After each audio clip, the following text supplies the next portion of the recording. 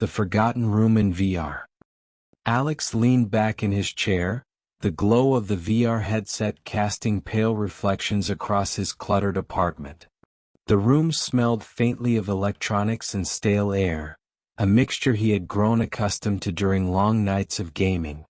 Tonight was supposed to be just another session, a dive into the sprawling online world of Eclipse VR, a game known for its realistic environments and dynamic narratives. Yet something about the update patch he had installed earlier felt different. The developers had promised new exploration zones and interactive rooms, but a small line of code in the patch notes caught his eye. Forgotten Room unlocked in rare circumstances. Curiosity pricked at him. Alex had explored every corner of the virtual city countless times, from towering neon skyscrapers to dim, graffiti-smeared alleys. The idea of a hidden area, undocumented and secret, was irresistible. He adjusted his headset and controllers, feeling the familiar hum as the system synchronized his motions. The city materialized around him, vibrant, crowded, yet eerily still as night fell across the simulated streets. A subtle difference in lighting caught his attention. A narrow alleyway that hadn't been there before, the shadows longer, darker, almost sentient. Hesitation lingered in his chest, but he moved forward, compelled by a mixture of excitement and unease. The alley seemed to stretch unnaturally, the walls leaning closer together with every step, as if guiding him toward something hidden. He passed a flickering neon sign advertising a long-defunct nightclub and felt a chill, a sensation that had no reason to exist in a virtual environment. Alex shook his head, trying to dismiss the feeling as a trick of the game engine. Yet the ambient sounds, the distant hum of hover cars, muted conversations, seemed oddly distorted, whispering faint syllables that resembled his own name. Turning a corner, he saw it, a door he had never noticed before. It was plain, unmarked, slightly ajar, the darkness behind it thick and pulsating, almost alive. Instinct warned him to retreat, but curiosity held him in place. The door frame flickered subtly like a glitch in the code, yet it seemed purposeful, as though the game itself wanted him to enter. He took a deep breath, fingers tightening on the controllers, and stepped forward into the unknown. The world shifted immediately, the bright city fading to dim, gray walls, the ceiling low and oppressive, the air within the VR environment almost tangibly colder. As he moved deeper, the sounds of the city disappeared entirely.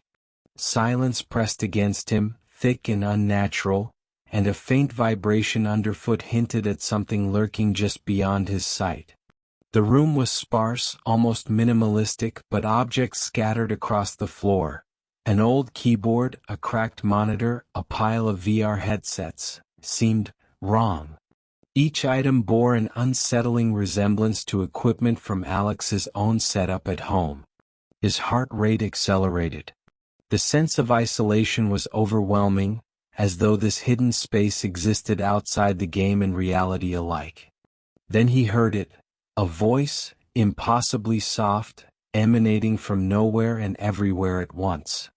Alex, it whispered, stretched and warped, a name he had not spoken aloud. His pulse raced. The Forgotten Room, a mere curiosity in the patch notes, was now undeniably alive. Something beyond the code, beyond the servers, was aware of him. Shadows flickered at the corners of his vision, objects shifting slightly when he blinked, never the same twice. And in that instant, Alex realized that stepping through this door had been more than a choice. It had been an invitation. The Forgotten Room had begun to watch him, and he was trapped in a space where memory, identity, and virtuality intertwined in ways he could not yet comprehend. Alex's footsteps echoed unnaturally in the room, each tap on the cracked tiles sounding louder than the last, as if the space amplified not only sound but fear itself. The objects scattered about, the keyboard, monitor, and headsets, seemed positioned deliberately, as though arranged to draw his attention to certain corners. He noticed a faint glow emanating from beneath a stack of VR helmets. Approaching cautiously, he lifted one. The headset screen flickered, displaying a distorted version of his own apartment, warped and darkened. The sight made his stomach tighten.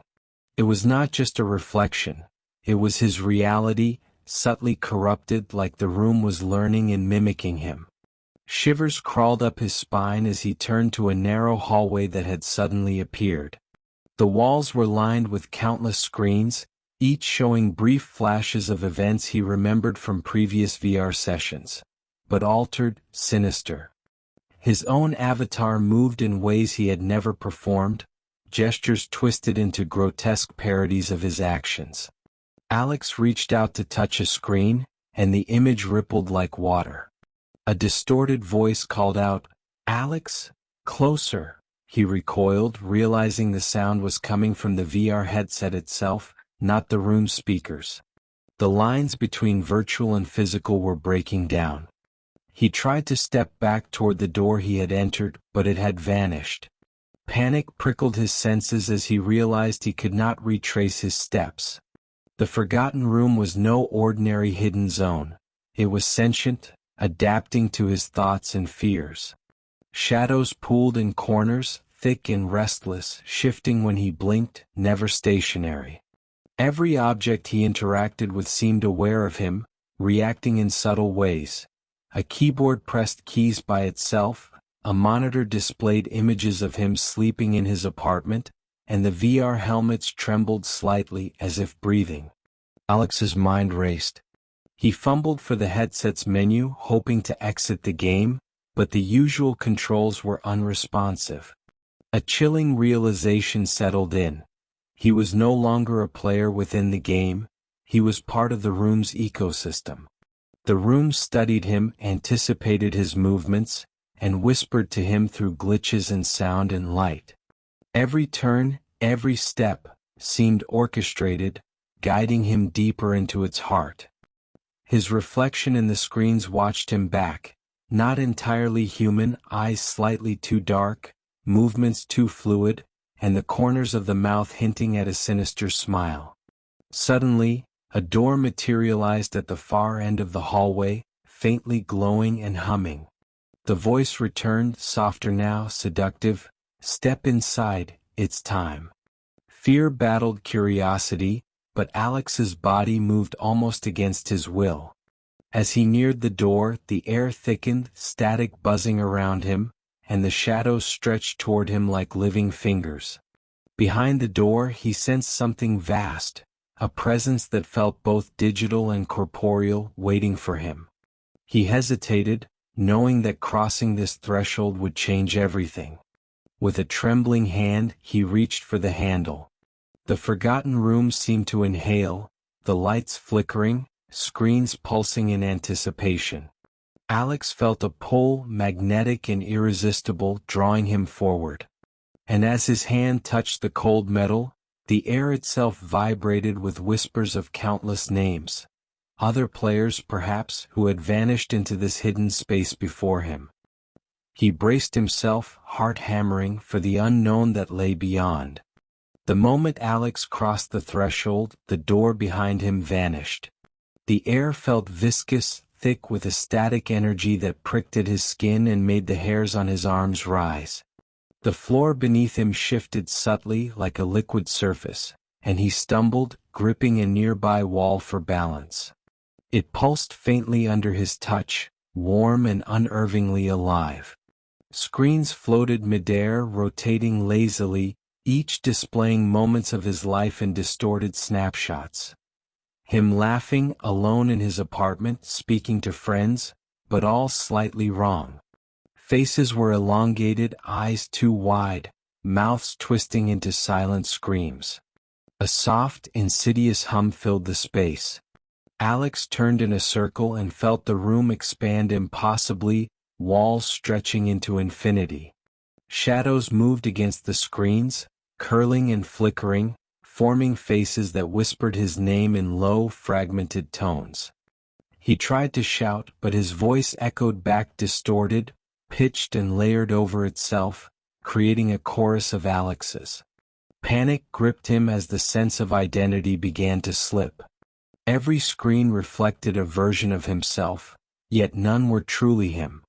They smiled when he did not, moved when he froze, and whispered secrets he had never spoken aloud. Alex's eyes were drawn to a central platform, suspended above the undulating floor. A glowing portal shimmered above it, shifting colors like liquid mercury. It beckoned him, promising answers but radiating menace. As he climbed onto the platform, the screens around him rippled violently, showing fragments of a VR headset embedded in his skull, wires crawling into his brain. A scream tore from his throat, merging with the room's hum, creating a deafening, vibrating resonance that seemed to fracture reality. His hands clawed at the platform's edge, fingers slipping through a semi-solid surface that resisted and conformed simultaneously. Time itself warped. Alex felt minutes stretch into hours, each heartbeat dragging with unbearable weight. He reached out to the portal, drawn by a compulsion he did not understand. As his fingers brushed the luminous surface, the room reacted violently. Screens shattered like glass, showering him with fragments that projected memories, fears, and moments of shame and regret. Each shard whispered, screamed, and laughed, saturating his mind with sensations he had never endured. Alex realized with a cold clarity that the room fed on experience. It consumed essence, identity, and memory. The more terrified he became, the stronger it pulsed, pulling him closer to its core. Then a sudden calm fell. The platform stopped moving, the screens dimmed, and the shadows recoiled. Alex stood frozen, staring at the portal, which now displayed a single chilling message in glowing letters: "Become yourself, or remain forever." The words sank into his consciousness like needles. He understood that to proceed meant risking complete assimilation, losing himself to the VR construct. But hesitating might trap him eternally, suspended between reality and the room's voracious grasp. Every instinct screamed to step back, yet an invisible force nudged him forward, relentless and patient. With trembling breath, Alex reached for the portal again. The room's hum intensified, vibrating through his bones. The screens flickered, showing faces of previous visitors, their expressions a mixture of terror and resignation, all reaching toward him, silently warning him of the fate that awaited beyond. As he crossed the threshold into the shimmering portal, the VR world warped violently around him. He was pulled into a space where identity, memory, and consciousness merged, a terrifying limbo where he could no longer distinguish himself from the room, and the line between player and environment shattered completely. Alex's surroundings disintegrated into a kaleidoscope of shifting shapes and impossible angles. Gravity was inconsistent. He floated, fell, and landed simultaneously as though the room toyed with physical laws. Voices multiplied, overlapping in a chaotic symphony, some familiar, some distorted beyond recognition. Each utterance clawed at his mind, fragments of his childhood fears, the anxiety of failure, the sting of betrayal, layered and magnified to an unbearable intensity. The portal he had aimed for flickered, morphing between his apartment, the VR lab, and abstract geometries that made no sense yet felt intimately threatening. From the void, a form emerged, humanoid but incomplete, its edges blurred, flickering like static on an old screen. Eyes glowing white, it moved silently, methodically, mirroring Alex's every motion, yet never perfectly. He realized with creeping dread that it was a synthesis of all his previous VR experiences, all the lost players, all the fragmented selves absorbed by the room. It was both sentient and omnipresent, feeding on his fear while anticipating every thought. Attempting to escape only funneled him deeper, Every path led him back to the portal, back to the entity, back to the room's insatiable consciousness. Alex screamed, his voice fracturing into multiple pitches that blended with the entity's whispers. He tried to focus on memories of his real life, friends, family, simple tactile sensations, but the room bent them, twisting them into surreal mockeries. A door appeared briefly, constructed of light and pixels, offering a sliver of hope, yet every attempt to reach it was met with resistance. The floor became a sticky void, the walls closed in, and screens erupted in shards showing his face, distorted, screaming. Each fragment seemed to latch onto his mind, trying to overwrite him, merging his essence with the room. Desperation sparked clarity. Alex remembered the first VR tutorial, how the system responded to intention and focus. He closed his eyes, exhaling slowly, attempting to isolate his consciousness from the sensory onslaught. The entity recoiled, screeching in a cacophony of overlapping voices, as Alex visualized himself standing outside the room in the real world. The portal shimmered violently, unstable, revealing fleeting glimpses of his apartment beyond the VR headset. Sweat poured down his face, the air vibrated with tension, the entity's presence pressing in from all sides. Summoning every fragment of willpower, Alex lunged toward the portal mentally and physically, anchoring himself to reality. The room screamed, a high-pitched, resonant sound that threatened to rupture his sanity, screens shattering into pieces of light and memory. As he breached the portal, his body convulsed, a mixture of VR feedback and pure adrenaline, and the entity's form stretched, screaming, fading into digital static. The final sensation was a cold, whispering emptiness brushing against his mind, a reminder that the room was patient, eternal, and persistent. Alex collapsed, the headset removed, gasping in his dimly lit apartment. Silence enveloped him, almost tender, yet beneath it, a faint hum persisted, the VR room's echo distant but unmistakable, promising that it was waiting. He knew that while he had escaped physically, a part of the room had imprinted itself onto his consciousness. Every thought, every idle moment, carried the lingering sense of being watched, analyzed, and subtly influenced by the digital void he had barely survived. The boundary between game and reality had blurred, leaving him forever altered. Alex lay on his couch, the VR headset discarded beside him, heart hammering and palms slick with sweat. At first, the silence of his apartment felt comforting, grounding him in a reality he had almost forgotten. Yet, as minutes passed, a subtle unease crept in, shadows shifted oddly against the walls, and the hum of his electronics carried faint, almost imperceptible whispers. Every object, even ordinary ones, bore a fleeting, uncanny familiarity, as if they had been subtly reshaped by the VR room's consciousness. The air itself seemed heavier, vibrating with memories that weren't entirely his own, and Alex could feel his pulse sinking with an almost imperceptible rhythm coming from nowhere. He tried to rationalize the feeling, attributing it to trauma or lingering neurological echoes of the digital onslaught. But when he glanced at his phone, a notification blinked. "Welcome back, Alex."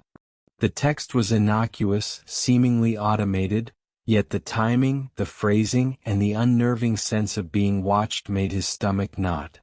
Hesitation froze him in place. He remembered the VR room's pull, the way it had learned his fears, anticipations, and impulses. Even now, fragments of its presence seemed embedded in his mind, whispering suggestions, nudging him toward choices he couldn't fully control. Sleep brought no relief. Dreams were invaded by fractured, glimmering landscapes, glitching corridors, and shifting walls, each more threatening than the last. He awoke multiple times in cold sweats, each awakening accompanied by the sensation of being observed. The boundary between the virtual and the physical blurred further.